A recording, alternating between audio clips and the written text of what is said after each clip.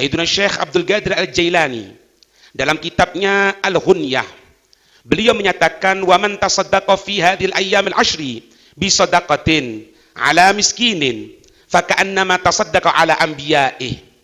Beliau menyatakan, siapa orang yang bersedekah di hari-hari 10 ini antara tanggal 1 sampai 10 bi sadaqatin, dengan satu bentuk sedekah sekecil apapun, ala miskinin, sedekah itu diberikan kepada orang miskin, faka'annama, maka seolah-olah tasaddaqa ala anbiya'ih, seperti pahalanya dia bersedekah kepada nabi-nabinya Allah. Kemudian di antara keutamaan yang kedua, beliau menyatakan, wa man 'ada fiha maridun faka'annama 'ada awliyaillahi wa budalaihi. Siapa orang yang antara tanggal 1 sampai 10 Dzulhijjah itu mendapati temannya, saudaranya, tetangganya dalam keadaan sakit, maka dia menjenguk saudaranya atau tetangganya tadi itu yang sakit, maka dia mendapatkan pahala seolah-olah menjenguk para wali-walinya Allah, para wali-wali abdalnya Allah yang sedang sakit. Wali abdal jumlahnya terbatas di muka dunia ini, wali pilihannya Allah.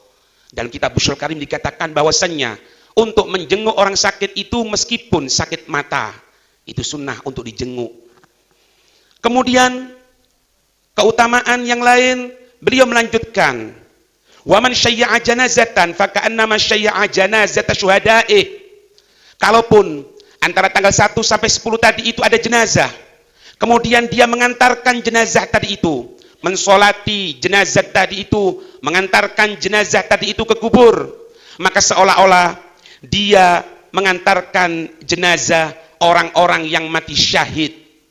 Dikatakan as-salatu alal maghfur, as-salatu seseorang yang dia melaksanakan salat kepada maghfur, orang yang diampuni, ghufira lahu, diampuni pula untuknya.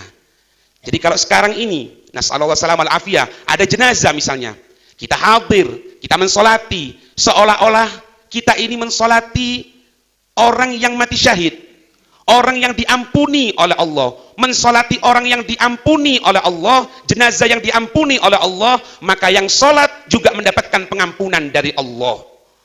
Orang yang mengantarkan jenazah pada tanggal 1 sampai 10 ini, kalaupun ada jenazah, maka seolah-olah mengantarkan jenazahnya orang-orang yang mati syahid. Beliau melanjutkan, wa man kasa mu'minan kasahullahu ta'ala min hulali. Siapa orang yang memberikan pakaian kepada orang mukmin yang kekurangan pakaian, kita ada kelebihan pakaian, kita berikan pakaian tadi itu, kasahullahu ta'ala min hulali, Allah akan memberikan pakaian kepadanya min hulali, dari jubahnya Allah, dari pakaian kebesaran Allah subhanahu wa ta'ala.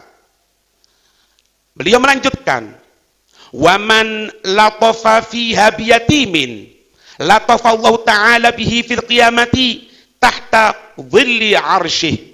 Siapa orang yang berlembut kepada anak yatim, berbuat baik kepada anak yatim.